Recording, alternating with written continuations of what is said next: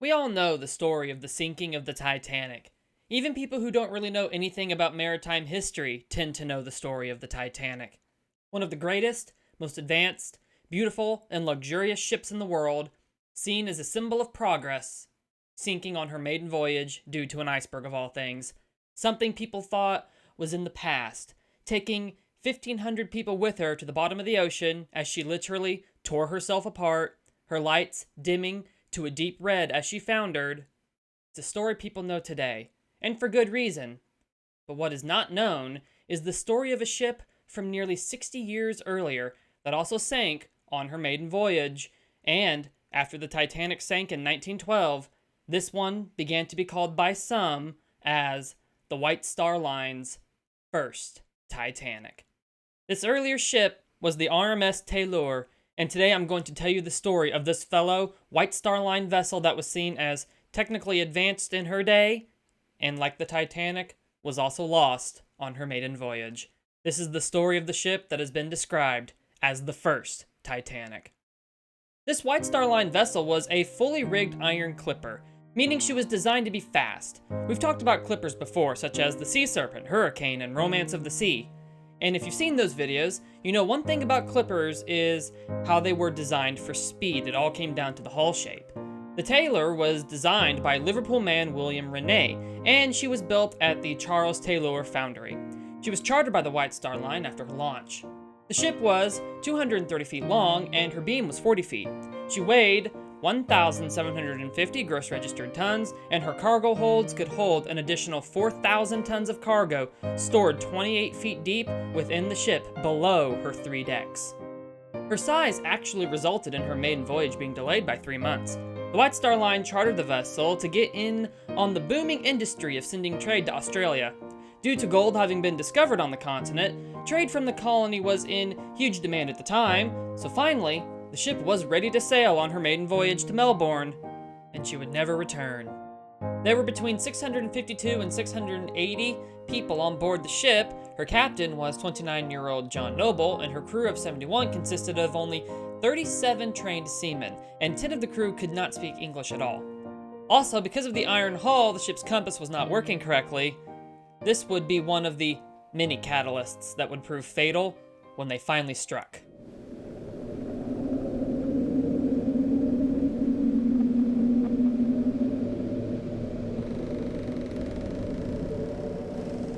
Because the compass wasn't working, the crew thought they were sailing south in the Irish Sea. They were actually sailing west, straight towards Ireland. Within 48 hours of setting out on January 21st, 1854, the Tayleur found herself in dense fog and a storm, and her crew had no idea that they were sailing straight for Lambay Island. With her compass not working, her rudder being undersized, and the ship's rigging being faulty with the ropes not stretched properly, the sails could hardly be controlled by the untrained crew, and it's no wonder that what happened next occurred. Just like with the Titanic nearly 60 years later, the crew of the ship suddenly saw something ahead. It wasn't an iceberg right ahead, but instead, rocks. The anchors were dropped right away in an effort to stop the ship, but the chains snapped and it did no good.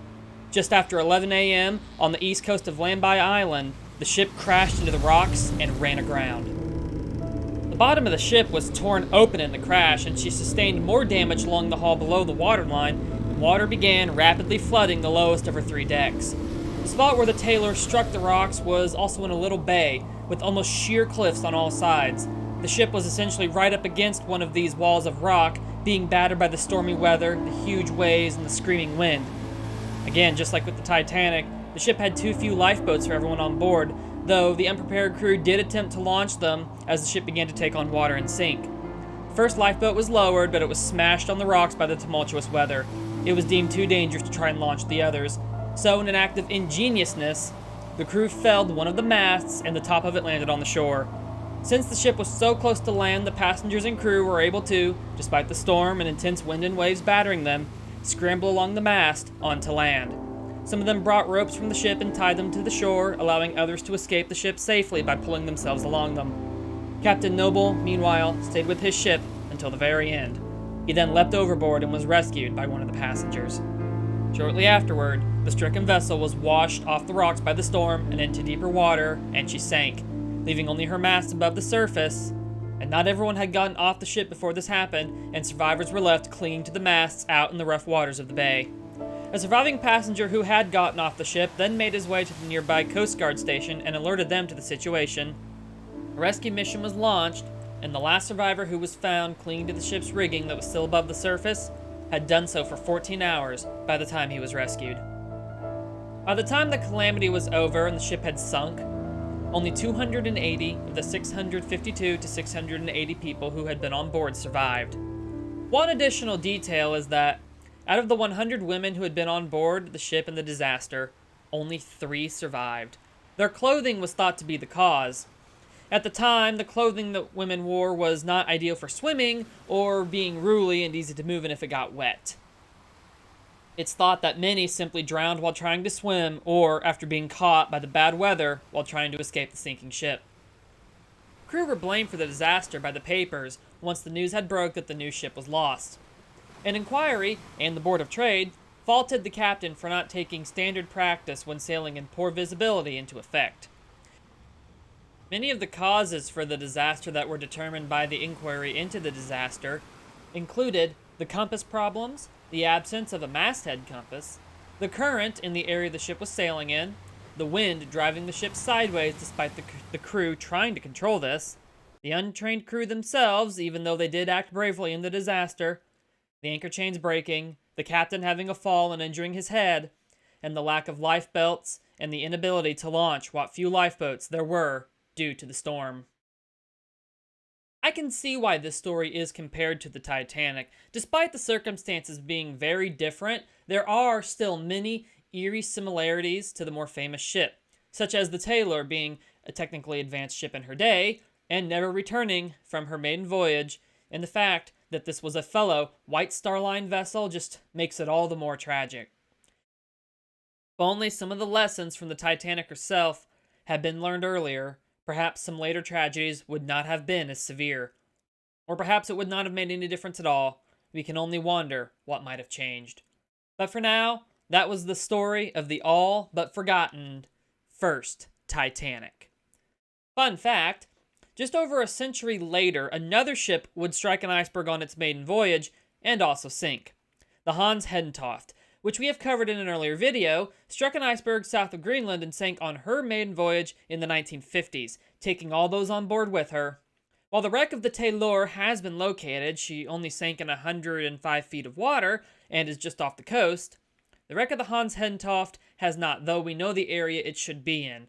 And I would be particularly interested, if it ever is found, in seeing the damage that the iceberg did to the hull of this later ship. That, like the Tayleur, is also often compared to the Titanic, for reasons alike and different from the Tayleur. The lessons the Titanic ultimately taught everyone were thought by many to be ones that would put an end to tragedies like the Titanic, and earlier ones too. But the Hans Hedentofte proved otherwise, and it seems that about every 50 years or so, another disaster occurs that is called the Titanic of its day. So that's going to do it. If you enjoyed the video, please like and subscribe so that I know this content interests you and you want to see more of it.